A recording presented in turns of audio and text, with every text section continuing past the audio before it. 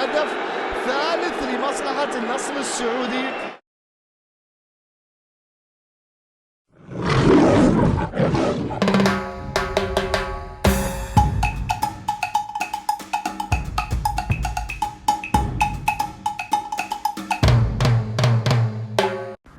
السلام عليكم، مرحبا إخواني أينما كنتم، مرحبا بكم من جديد. إليكم ملخص مباراة النصر والوصل وأهداف مباراة النصر.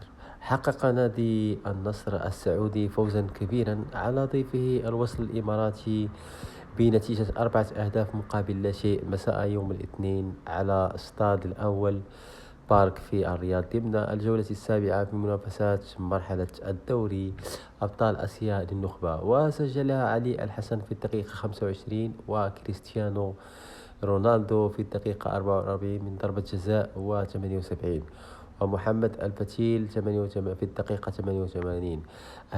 بدأت مباراة النصر والوصل بحذر من الجانبين، حيث أهدر جون دوران فرصة مبكرة، فيما كاد رونالدو أن يفتتح التسجيل في الدقيقة 10، لكن العارضة حرمته.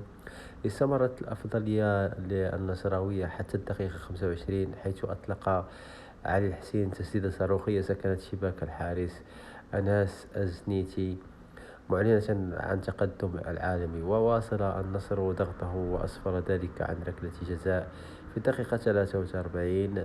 ترجمها رونالدو إلى هدف ثاني لينتهي الشوط الأول بتفوق واضح لأصحاب الأرض. في الشوط الثاني في مباراة النصر ضد الوصل، حاول الفريق الإماراتي العودة للمباراة، لكنه صدم بدفاع محكم من النصر بقيادة سميكان ولاجامي. وفي الدقيقة 78 أضاف رونالدو هدفه الشخصي الثاني والثالث لفريقه برأسية رائعة بعد عرضية متقنة. إخواني، وصلنا إلى نهاية الفيديو، لا تنسوا الاشتراك في القناة ليصلكم كل جديد.